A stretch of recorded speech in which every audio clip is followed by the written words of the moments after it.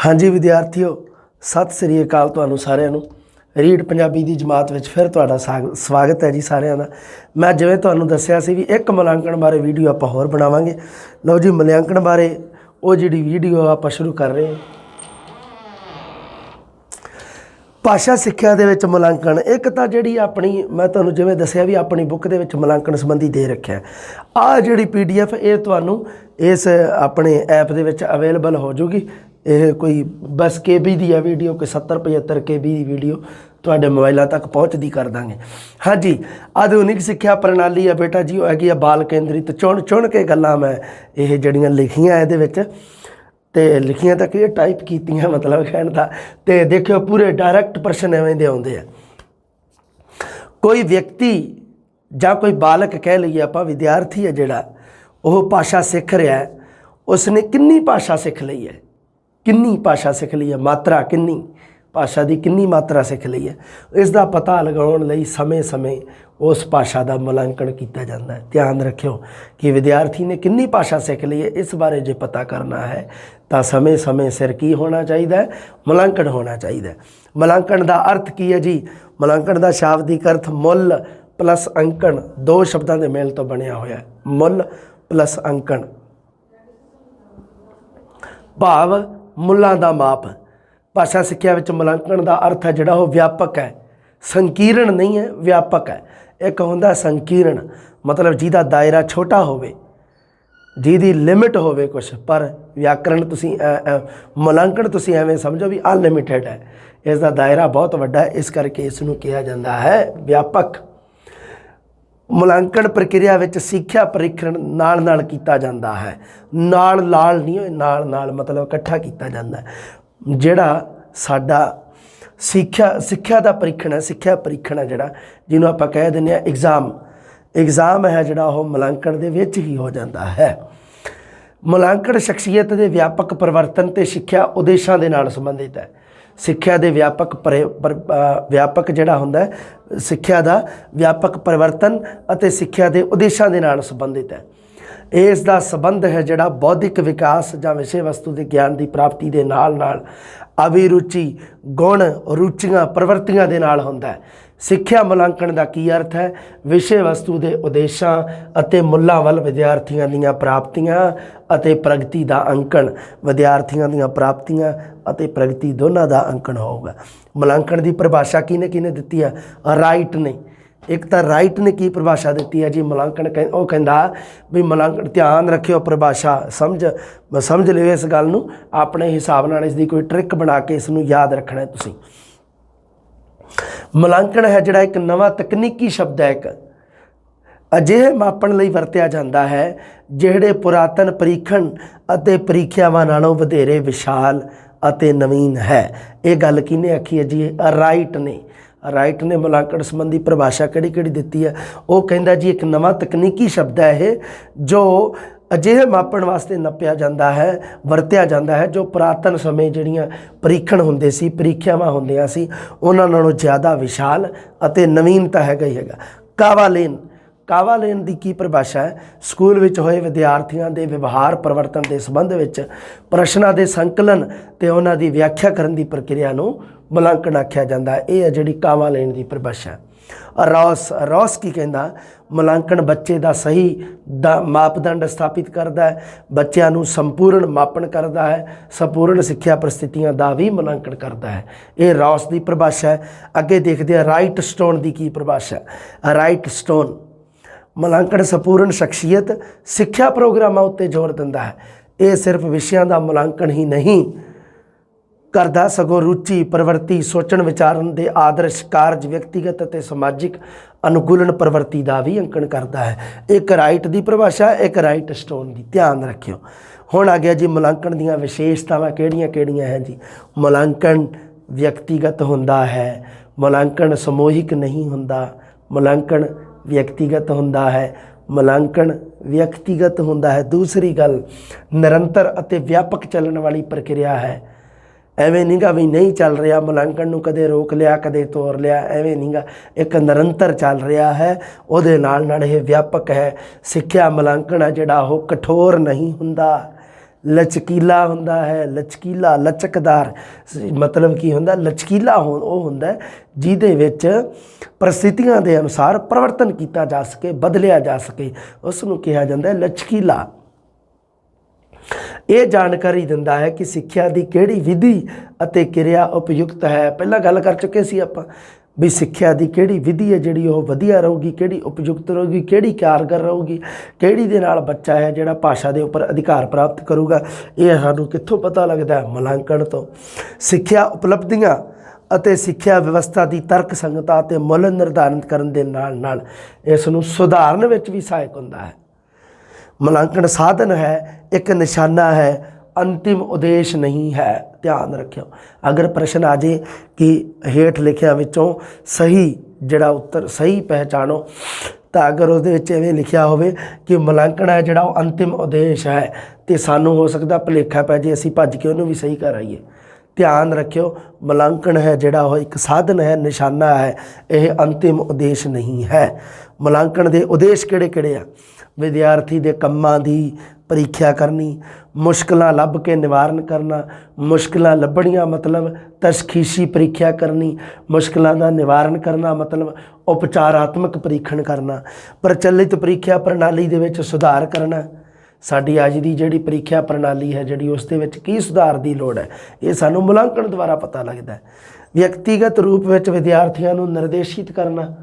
ਵਿਅਕਤੀਗਤ ਕਿਉਂਕਿ ਮੁਲਾਂਕਣ ਹੁੰਦਾ ਹੀ ਵਿਅਕਤੀਗਤ ਹੈ, ਇਸ ਕਰਕੇ ਵਿਦਿਆਰਥੀਆਂ ਨੂੰ ਆਪਾਂ ਨਿਰਦੇਸ਼ਿਤ ਕਰ ਸਕਦੇ ਹਾਂ ਵਿਅਕਤੀਗਤ ਰੂਪ ਵਿੱਚ।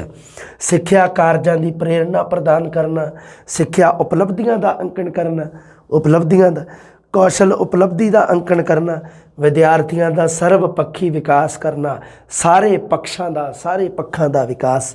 ਨਵੇਂ ਪਾਠਕ੍ਰਮ ਦੀ ਰਚਨਾ ਕਰਨੀ, ਉਪਚਾਰਾਤਮਕ ਤੇ ਤਸ਼ਖੀਸੀ ਸਿੱਖਿਆ ਦੀ ਯੋਜਨਾ ਬਣਾਉਣੀ।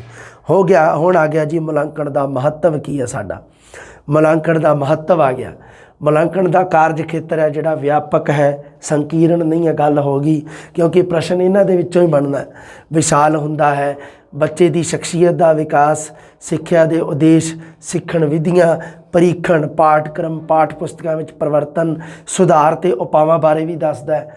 ਮੁਲਾਂਕਣ ਦੁਆਰਾ ਬੱਚੇ ਦੇ ਸਾਰੇ ਭਾਸ਼ਾ ਦੇ ਨਾਲ ਸੰਬੰਧਿਤ ਸਾਰੇ ਕੌਸ਼ਲ ਮਤਲਬ ਚਾਰੋਂ ਕੌਸ਼ਲ ਕਹਿ ਸਕਦੇ ਆਪਾਂ, ਉਹਨਾਂ ਦੀ ਨਿਪੁੰਨਤਾ ਦਾ ਮਾਪਣ ਹੁੰਦਾ ਹੈ। ਸੰਪੂਰਨ ਸ਼ਖਸੀਅਤ ਦੇ ਸਰਬਪੱਖੀ ਵਿਕਾਸ ਨੂੰ ਆਪਣੇ ਪਰੀਖਣ ਦਾ ਆਧਾਰ ਬਣਾਉਂਦਾ ਹੈ ਮੁਲਾਂਕਣ। ਅੱਗੇ ਦੇਖੋ ਮਹੱਤਵ ਕੀ ਹੈ ਇਹਦਾ, ਇਹ ਪੜ੍ਹ ਰਹੇ ਆਪਾਂ।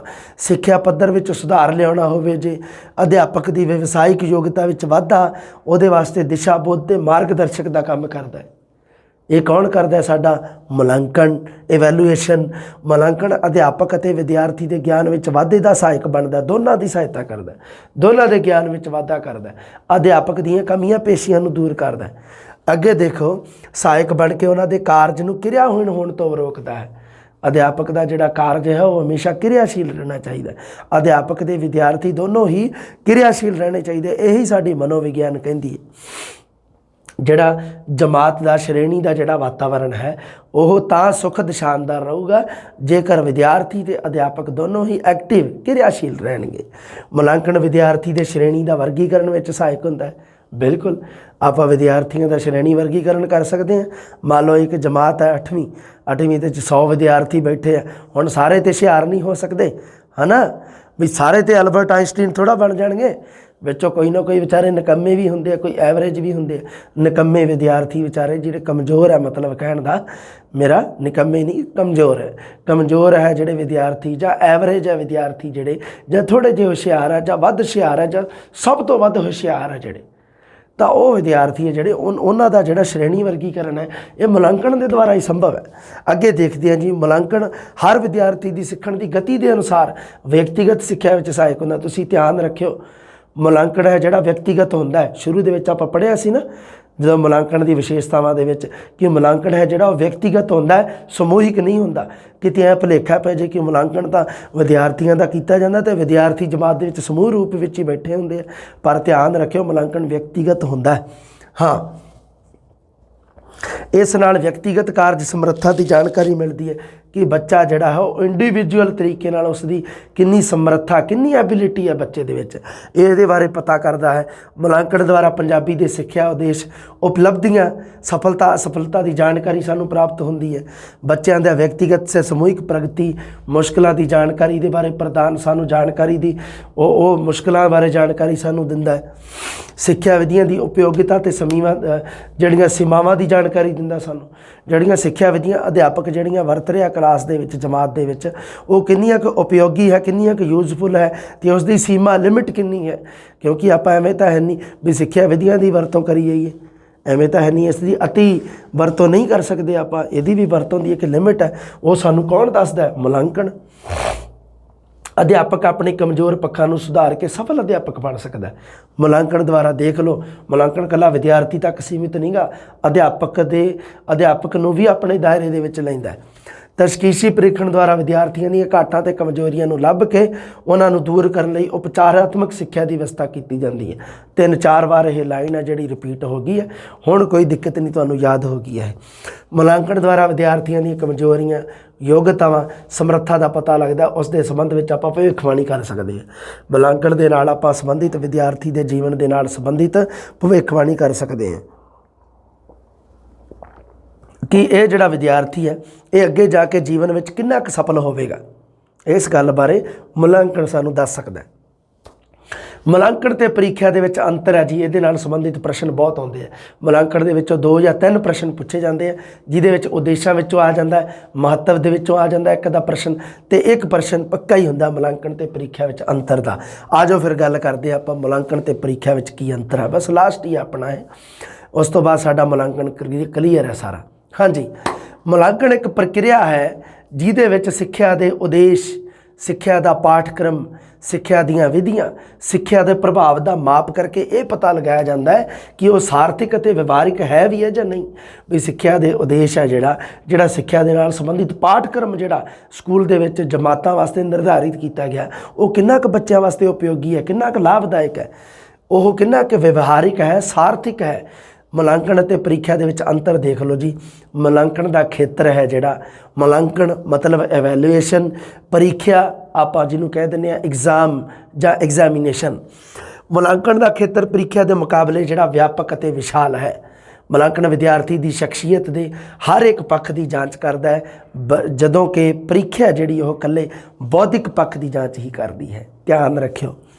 अगे देखते हैं जी, मुलांकण में पाठक्रम नाल संबंधित सारिया सिक्ख्या क्रियावां उहदियां उपलब्धियां की जांच की जाती है, जदों कि परीक्षा में निर्धारित पाठ वस्तु नाल संबंधित अर्जित ज्ञान ते योग्यता की जांच की जाती है। ध्यान रखियो, इस गल नूं पूरे दिमाग दे विच पूरी फिट करके रखियो। अगली गल देखते हैं आपां की है। मुलांकण समुची सिक्ख्या नूं अपने घेरे विच लैंदा है ते उहदे नाल नाल उसदे सुधार की कोशिश करता है भी ये किहड़ी सुधार की गुंजाइश है कि नहीं, जबकि परीक्षा द्वारा बच्चे नूं अगली श्रेणी में प्रगति दी जाती है। परीक्षा तो लई तां जाती है भी बच्चे नूं 6वीं तो 7वीं जमात में बिठाइए जां 8वीं वाले नूं 9वीं बिठाइए, परीक्षा इसे वास्ते लई जाती है। पर मुलांकण है जिहड़ा वो की करता है कि समुची सिक्ख्या नूं अपने घेरे दे विच लैके उस दे विच सुधार है जिहड़ा, इवन परीक्षा दे विच भी की सुधार होना चाहिए, इहदे बारे भी मुलांकण दसदा है। मुलांकण की प्रक्रिया जिहड़ी वो रोजाना होंदी है, निरंतर चलता रहिंदा। आपां निरंतर अते व्यापक मुलांकण दे विच पढ़िआ ही सी, CCE comprehensive and continuous evaluation दे विच आपां इह गल पढ़ी सी भी जिहड़ा मुलांकण है वह की हुंदा है जी, रोजाना हुंदा, प्रक्रिया निरंतर चलती रहिंदी है। जबकि परीक्षावां निश्चित समय पिछों हुंदियां, छमाही परीक्षा हो गई, विच एक टैसट हो गए कोई 2, उस तो बाद एक साडी फाइनल परीक्षा जिहड़ी हुंदी है उहदे निर्धारित समा निर्धारित किया जाता। मुलांकण का कोई समा निर्धारित नहीं। मुलांकण द्वारा सिक्ख्या उद्देशों की प्राप्ति होंदी है, सिक्ख्या उद्देशों को मुख रख के मुलांकण किया जाता है। पर परीक्षा दे विच इस तरह का कुछ नहीं हुंदा, सिक्ख्या उद्देशों ताईं कोई मतलब नहीं हुंदा। परीक्षा जिहड़ी ओह उद्देशों की परवाह नहीं करती। मुलांकण आ जिहड़ा ओह इस परीक्षा नालों, प्रक्रिया नहीं परीक्षा, मुलांकण परीक्षा नालों ज़्यादा सहज सुभाविक होंदा है, ज़्यादा मतलब सहज सुभाविक होंदा है। उस तो बाद अगे देखो मुलांकन लई शख्सियत परीक्षण, रुझान मतलब रुचि, व्यवहारिक परिवर्तन, रुचि परीक्षावां, प्रश्नावली, case history, case study, history घटनावां दा हिसाब किताब, संचित कार्ड आदि साधन वरते जाते हैं। जबकि परीक्षा दे विच की हुंदा है, परीक्षण हो जाता है। एक तो अचीवमेंट टैसट ਅਤੇ प्राप्त आंकड़िਆਂ ते ही निर्भर करती है। ਤੁਸੀਂ ਕਦੇ ਦੇਖ ਲਿਓ ਪ੍ਰੀਖਿਆ ਜਿਹੜੀ ਉਹ ਟੈਸਟ ਅਤੇ ਆંકੜਿਆਂ ਤੇ ਨਿਰਭਰ ਕਰਦੀ ਹੈ, ਨੰਬਰਾਂ ਤੇ। ਮੁਲਾਂਕਣ ਦੁਆਰਾ ਬੱਚੇ ਦੀ ਸ਼ਖਸੀਅਤ ਵਿੱਚ ਆਉਣ ਵਾਲੇ ਸਾਰੇ ਪਰਿਵਰਤਨਾਂ ਦੀ ਜਾਂਚ ਕੀਤੀ ਜਾਂਦੀ ਹੈ, ਪਰ ਪ੍ਰੀਖਿਆ ਜਿਹੜੀ ਉਹ ਕਿਰਿਆਤਮਕ ਤੇ ਭਾਵਾਤਮਕ ਪੱਖਾਂ ਦੇ ਮਾਪਣ ਦਾ ਨਹੀਂ ਹੋ ਸਕਦਾ।